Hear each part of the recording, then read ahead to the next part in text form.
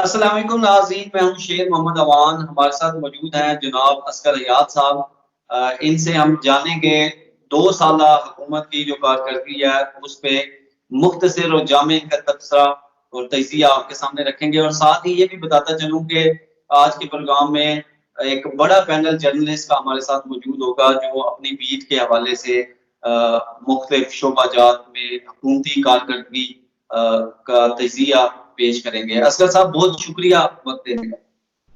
Sir बहुत शुक्रिया। Sir, हुकूमती कारकर्दगी के हवाले से जो सबसे बड़ा सवाल है वो ये है कि इकोनॉमिक एक्टिविटी क्या है, और क्या हमारी मईशत स्टेबल हो रही है, नहीं हो रही, क्या देखते हैं आप? जी बिल्कुल, आपने दुरुस्त कहा। और ये सबसे बड़ा बड़ा क्वेश्चन अगर इस गवर्नमेंट की बका का है, इस गवर्नमेंट की सरवाइव करने का है, तो वो यही है कि क्या गवर्नमेंट मईशत को वापस उसी पॉइंट पर बहाल करने में कामयाब हो रही है या नहीं हो रही।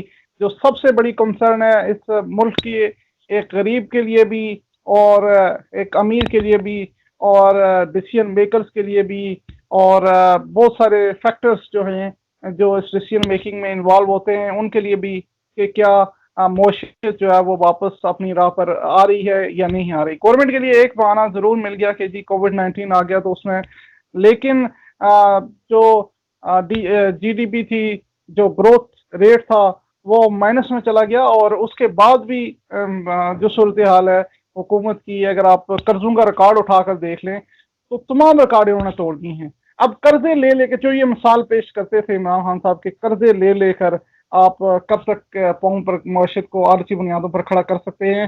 तो यही सूरत हाल है। एक प्लस पॉइंट ये है कि अभी कुछ शुरू से गवर्नमेंट सर कोशिश कर रही सर मैं इंटरप्ट करूंगा। कर्जे वो तो कह दें कि हमने हजारों अरब जो है वो कर्जा वापस कर दिया, तो ये कर्जा बढ़ कैसे गया? है। नहीं, आप 100 रुपया वापस करने के लिए 1,000 रुपया ले लें और 1,000 अच्छा। वापस करने के लिए 1,00,000 रुपया ले लें, तो ये सूरत हाल हो रही है कि इन्होंने तमाम रिकॉर्ड जो है वो तोड़ दिए हैं कर्जे लेने के हवाले से। दूसरी तरफ इकोनॉमिक जो दूसरी एक्टिविटी कंस्ट्रक्शन के लिहाज से दूसरी एक्टिविटी थी, वो उस तरह से ये स्टार्ट नहीं कर पाए। शुरू से ही 50 लाख घरों का जो नारा था, उस पर होमवर्क हमें लगा है कि नहीं था। कानून साजी में ये लोग उलझे रहे और 2 साल इसी में गुजर गए। एक घर अभी तक तामीर नहीं हो सका। और उसके बाद अभी तो कंस्ट्रक्शन के लिए रिलीफ पैकेज का गवर्नमेंट ने ऐलान किया, उस पर भी ताजरों का कोई एतमाद उस तरह से, सरमायाकारों का उस तरह से एतमाद नजर नहीं आ रहा। तो कोई बहुत बड़ी एक्टिविटी कंस्ट्रक्शन के लिहाज से भी अगर स्टार्ट हो जाती तो मईशत शायद रिवाइव करना शुरू हो जाती। लेकिन सूरत हाल वही है कि कर्जे लेकर ये लोग हुकूमत चला रहे हैं। और जो माजी की हुकूमतों पर तनकीद करते रहे कि 10 सालों में कर्जे इतने बड़े, इन्होंने 2 साल में उससे कई गुना कर्जे बढ़ा दिए। और जो फैक्टर्स इस गवर्नमेंट की बका को डिसाइड करेंगी उनमें सबसे बड़ा फैक्टर ये है, और इसमें अभी उस तरह से हुकूमत को कोई कामयाबी करंट करंट डेफिसिट का कहते हैं कि हमने वो कम कर दिया, अभी तो जीरो हो गया, बल्कि सरप्लस हो गया, तो वो इसे अपनी बड़ी कामयाबी जानते हैं। जबकि दूसरी तरफ आपने कर्जे भी ज्यादा ले लिए, जब आपने इंपोर्ट जो है वो बिल्कुल खत्म कर दी और एक्सपोर्ट भी आपकी वो कम हो रही है, तो ये किस तरह से रिवाइव कैसे करेंगे? और क्या ये मौका हुकूमत का ठीक है कि करंट डेफिसिट खत्म करके हमने मईशत को बहाल कर दिया? देखिए, अभी जो खबरें जो है वो जो ज़ाहिर है कोरोना के बाद जो माशत के हवाले से अच्छी खबरें तो अभी अभी से तो नहीं आ सकती। वो जिस तरह से ये हुकूमत बता रही है, ये आर्टिफिशियल फैक्ट्स एंड फिगर्स पे बात कर रही है और उस पर कोई कंक्रीट रिजल्ट नहीं निकाला जा सकता। ये तकरीबन 5 से 6 महीने इसको लगते हैं, फिर उसके बाद कोई रिजल्ट निकलता है। अभी हम कोरोना की सूरत हाल से बाहर निकले हैं और इस हुकूमत के पास एक ही बहाना ये है कि हम कोरोना में हमें नुकसान हुआ है। उसके अलावा अभी 4 से 5 महीने लगेंगे इस तमाम सूरत हाल को क्लियर होने में कि क्या आया आपका जो मनफी इशारे थे वो प्लस में जाना शुरू हुए या नहीं शुरू हुए। एक ही रास्ता था कि अगर ये कोई बड़ी कंस्ट्रक्शन एक्टिविटी जो है वो शुरू करते। प्राइम मिनिस्टर ने अनाउंस जरूर किया, लेकिन शायद उसमें देर कर दी और फिर उसमें दूसरे फैक्टर्स जो इन्वॉल्व हैं, अच्छा, सीमेंट की कीमत उस तरह बढ़ गई। महंगाई महंगाई के हवाले से कारकर्दगी बताइएगा, क्या आवाम को रिलीफ मिला या उसकी मुश्किलात में इजाफा हुआ? 2 साल अगर आप देख लें तहरीक इंसाफ की हुकूमत के, तो सबसे इम्पोर्टेंट जो चीज़ें हैं, अब मैं इससे बड़ी नाकामी इनकी क्या कहूँ हुकूमत की, कि दो दो चीज़ें सबसे किचन चलाने में, अगर आप किचन के हवाले से आप अगर देख लें, ऑयल भी होगा, अच्छा जी। फ्रूट्स भी होंगे, मुख्तलिफ चीज़ें भी होंगी, लेकिन आटा और चीनी दो चीज़ें ऐसी हैं जो बुनियादी हैं, और ये हर गरीब घर में भी इस्तेमाल, हर घर में इस्तेमाल होती हैं। और आटे का 20 किलो का थैला जो है वो 800 से 750 से 1300 तक वो चला गया है, और चीनी की कीमत जो है वो 110 115 रुपए तक चली गई है, जो 52 रुपए थी, और अभी भी चीनी की कीमत बढ़ रही है। और यूटिलिटी स्टोर को जो इन्होंने इसके ऊपर टैकल तो किया, कमीशन बना के तो वो रिपोर्ट भी जारी हुई थी, नोटिस भी हुआ था, तो ये क्या चक्कर है, क्यों बढ़ गई है वो सारा? बड़ी जबरदस्त किस्म की खबरें आज भी चल रही होती हैं कि एफआईए ने तलब कर लिया, एफआईए ने कार्रवाई का फैसला कर लिया। एफआईए तो बड़ी जो कार्रवाई हुई है वो यही हुई है कि जहांगीर सिंह साहब लंदन बैठे हुए हैं। बड़ी तो जो कार्रवाई हुई है वो यही हुई है कि जो तहकीकात हो रही थी 52 से 67 रुपए, आज 107 से ज्यादा हो गई है चीनी की कीमत। जो पीछे की तहकीकात हैं उसको तो छोड़ें, जो आगे आपकी कीमत बढ़ रही है उसको रोक लें। गरीब आदमी इस हवाले से चीख रहे हैं, और यकीनन जो एक आम आदमी की चीख अब है तो हम वो इंपोर्ट निकाल। करने जा रहे हैं, अब हम चीनी इंपोर्ट करने जा रहे हैं, और मैं बड़ा हैरान होता हूँ कि आप पहले एक्सपोर्ट कर रहे थे, अब इंपोर्ट कर रहे हैं। लेकिन ऐसा माइंडसेट बना दिया आवाम का कि बहुत सारे लोग इसको इसके फजाइल बयान कर रहे हैं कि इंपोर्ट करना बड़ा बेहतर है, और ये होगा गन्ने की फसल खत्म होगी, कपास की आएगी। हालांकि इनको पता ही नहीं है, हम गाँव के रहने वाले लोग हैं, हमें पता है कि कपास और गन्ने की फसल में क्या क्या पैरामीटर्स हैं जिनको देखना होगा। बहरहाल ये बताइएगा कि करप्शन करप्शन का नारा, मेरे ख्याल में बाकी भी बहुत बड़े बड़े नारे थे, लेकिन जो सबसे बड़ा नारा था वो करप्शन का खात्मा था। 2 साल में क्या पेश रफ्त देखें, एक तो चीज ये है कि चीनी के हवाले से, कि आटे के हवाले से कमी कहीं किसी चीज की नहीं है। ये चीज आप ध्यान में रख लें, कमी कहीं किसी चीज की नहीं है। शॉर्टेज जो है वो आर्टिफिशियल क्रिएट किया जा रहा है, चीजों की कीमतें बढ़ाई जा रही हैं, और ये इस हुकूमत के आने से हो रहा है। उसके बाद करप्शन की अगर बात करें, एहतसाब की बात करें, तो सबसे बड़ा नारा बिल्कुल यही था कि एहतसाब होगा, और कड़ा एहतसाब होगा। और हम भी यही चाहते थे कि पूरी कौम यही चाहती थी कि एहतसाब हो। लेकिन आज क्या सूरत हाल है साहब की? नवाज शरीफ अगर हैं तो वो बाहर बैठे हुए हैं, जहांगीर तरीन अगर हैं तो वो बाहर बैठे हुए हैं। अगर तो दीगर आप ही कुछ कह रहे थे, आप ही कह रहे थे कि वो बड़े सख्त बीमार हैं और उनके प्लेटलेट्स कम हो गए हैं, तो अब आप ये भी गिला कर रहे हैं कि वो बाहर बैठे हुए हैं। नहीं, अब आप ये सूरत हाल हमें बताएं कि नवाज शरीफ का केस आज भी कहाँ पे खड़ा है। आज भी उस जज की जो है वो एक वीडियो आने के बाद उसको मुअत्तल कर दिया है, और फैसला जो है जो हमारी कानूनी माहिरीन से इस हवाले से बात हुई थी वो ये हुई थी कि अगर सपोज करें कि केस दोबारा नहीं चलता तो फैसला जो है दोबारा लिखा जा सकता है इस हवाले से। तो यानी कि जीरो पे खड़ा है वहां पे पॉइंट। 2016-17 में जहाँ बात थी, 3-4 साल पहले बात जहाँ पे थी वो वहां पे ही है। जहांगीर तरीन के हवाले से करप्शन में क्या कार्रवाई हुई 6 महीने पहले जहाँ बात थी, आज भी वो बाहर बैठे हुए हैं। शहबाज शरीफ के कोई एक पैसा, शहजाद अकबर साहब ने प्रेस कॉन्फ्रेंसों में शायद आपके करोड़ 2 करोड़ रुपया लगा लिया हो, इतनी प्रेस कॉन्फ्रेंस उन्होंने की हैं। और आखिरी प्रेस कॉन्फ्रेंस में जो उन्होंने कंट्रोवर्सी जो है वो पैदा की है सिक्योरिटी के इदारों के हवाले से, वो आप इनके काम देख लें कि आपने अगर एहतसाब का ही नारा लगाया था तो खुदारा उसको तो पूरा करते कि कोई 1 रुपया तो आप वापस लेके आ जाते। बाहर से आप कह रहे थे इन्वेस्टमेंट लानी है, वो आप नहीं ला सके। और पैसा बाहर से आप कह रहे थे लूटा हुआ पैसा हम बाहर वापस लाएंगे, चलो बाहर से नहीं ला सके, इस मुल्क में जो लोगों ने करप्शन की है आप उनको सजा दे सकते, तो बिल्कुल सिफर मलक कारकर्दगी। मलक रियाज का कोई पैसा वापस लाए तो थे, लेकिन वो फिर दोबारा किसी, वो क्या हुआ? वो एक अलग कहानी है, और वो ऐसी कहानी है कि आप कानों को हाथ लगाएंगे कि ये जो पैसा सुप्रीम कोर्ट ने जिसने पूरी इन्वॉल्वमेंट की, और जस्टिस साकिब निसार साहब पूरा उसमें केस में बार्गेन करते रहे, लेकिन वो पैसा आया तो कैसे आया, और फिर उन्होंने किस मद में जो है वो पेमेंट की, और फिर चले उन्होंने इस, इस, रिलैक्सेशन कहाँ इसके मांगी, कोर्ट की मांगी। इसके ऊपर फिर जाएंगे। हमारा जो मौजू है उसके इस्लाहात जो है, वो बड़ी उम्मीद थी खान साहब से कि ये इस्लाहात करेंगे, क्योंकि इनकी जब हम तकारीर सुनते थे तो हमें पता चलता था कि अब शायद हालात जो है वो बिल्कुल तब्दील हो जाएंगे। इस्लाहात के हवाले से हमें थोड़ा बताइए। देखें, दो तीन बुनियाद, जिस तरह से किचन के हवाले से आटा और चीनी है, इस्लाहात के हवाले से दो तीन बुनियादी चीज़ें थी। एक पुलिस सिस्टम था, एजुकेशन का निज़ाम था, सेहत का निज़ाम था, ये तीन चार चीज़ें थी। और इंसाफ का जो निज़ाम था, अदालतों का निज़ाम था, इन्होंने इंसाफ के निज़ाम को बेहतर बना। सबसे बड़ा नारा इंसाफ का था। आज देख लें, ना अदालतों के निज़ाम में कोई इस्लाहात लाई जा सकती। अब देख लें पूरे मुल्क में, आप अदालती निज़ाम में कोई एक सिंगल इस्लाहात आप बता दें 2 सालों में।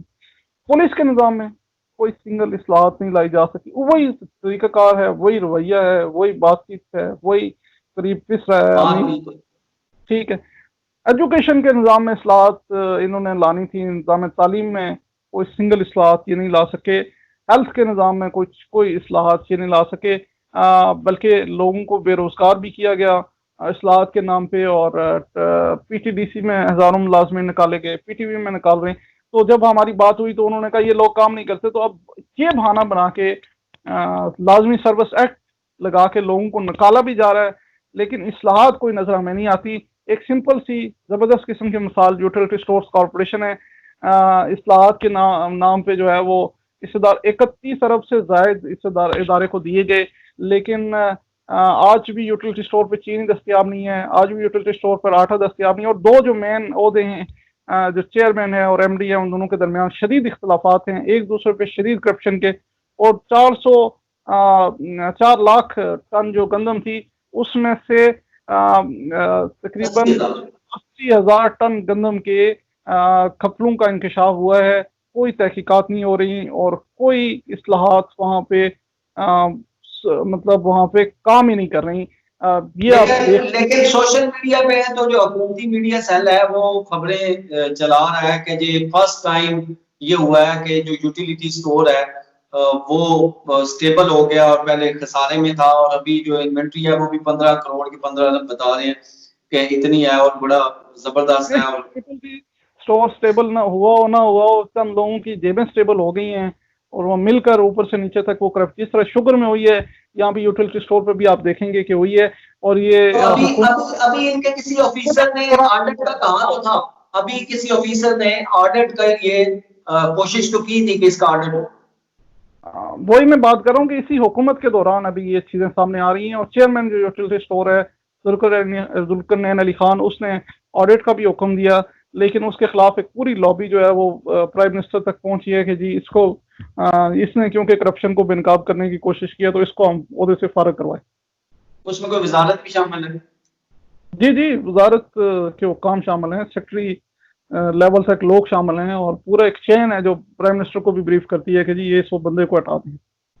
अच्छा सर, रेलवे के ऊपर मैं पूछना चाहूंगा, बल्कि जो रेलवे के मिनिस्टर हैं वो कभी हमें रेलवे पे बात करते हुए नजर नहीं आते। मुझे लगता यूं है कि इन लोगों के ये जो जुबान चलती है इसकी वजह से इनकी नौकरी चलती है, और इनकी जुबान चलने से पार्लियामेंट चलता है। क्यों बात नहीं करते जो मसाइल हैं इसके रेलवे के और उसका जो खसारा है उसके ऊपर कभी हमें प्रेस कॉन्फ्रेंस नजर नहीं आती। ये कोई और तरफ चल पड़ते हैं। तो रेलवे की कारकर्दगी पे भी थोड़ा बता दीजिए। देखिए, रेलवे की कारकर्दगी, शेख साहब जो है वो हर प्रेस कॉन्फ्रेंस में ML1 की बात करते हैं। ML1 के शायद आपको तैयार होते भी 10 से 12 साल लगे, 8 साल लगे, क्योंकि 5 साल का मंसूबा है, उसको ये 9 साल पे ये लेके गए ML1 जो मंसूबा, ठीक है। और उस आपने 9 साल में आप यही कहते रहेंगे हम ML1 तो ये जो जितने हादसात हुए हैं, खसारा जो है वो रेलवे का बड़ा है। इसके जिम्मेदार कौन है? और इस पे जितने मतलब आपने जो काम इस दौरान जो चीजें हैं वो तो करनी है। आपने ML1 जो पिछली हुकूमत से ये बातचीत चल रही है उस पर दस्तखत भी हुए हैं, उस पर चलो अब वो सारी सिस्टम ठीक हो जाएगा, ट्रैक में आ जाएगा, लेकिन उसमें आप देखेंगे 9 से ज़्यादा साल लगेंगे। उसके अलावा कोई कारकर्दगी शेख साहब की है नहीं। उस दिन मैं उनकी प्रेस कॉन्फ्रेंस देख रहा था, तो कारकर्दगी ये है कि रेलवे पे प्रेस कॉन्फ्रेंस बुलाई है और अपोजिशन पे बात कर रहे हैं, और वो फर्ज ऐन ये समझते हैं कि वो सियासत पे बात करें, रेलवे पे वो बात करना वो गवारा ही नहीं करते।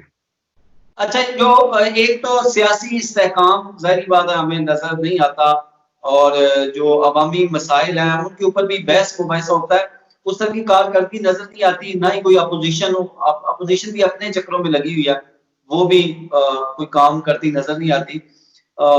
जो इकोनॉमी है इसकी बेहतरी और सियासी इस्तेहकाम और महंगाई का खात्मा, तो ये दो चार वो चीजें हैं जिससे मुल्क जो है वो आगे चल सकता है। मेरा आखिरी आखिरी आपसे सवाल ये है कि आपके पेटी भाई सीनियर एंकर्स भी हैं, साथी भी हैं, वो जब हमें बता रहे होते हैं कि ये चीज बेहतर होगी, ये तरक्की आ गई, इकोनॉमी यूं होगी, आईसीयू से निकल गए, फलां फलां फलां, कुछ इंटरव्यूज भी चल रहे थे, तो आप कहाँ रिसर्च करते रहते हैं कि आपको कुछ भी नजर नहीं आ रहा?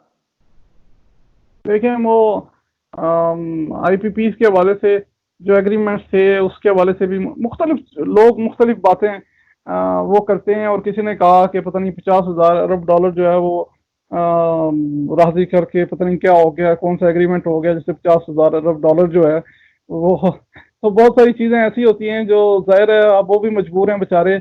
बहुत सारे एंकर्स बेरोजगार हो गए हैं और मजीद ये नहीं चाहते कि वो बेरोजगार हों, तो उन्होंने तो इसी लाइन पे चलना है।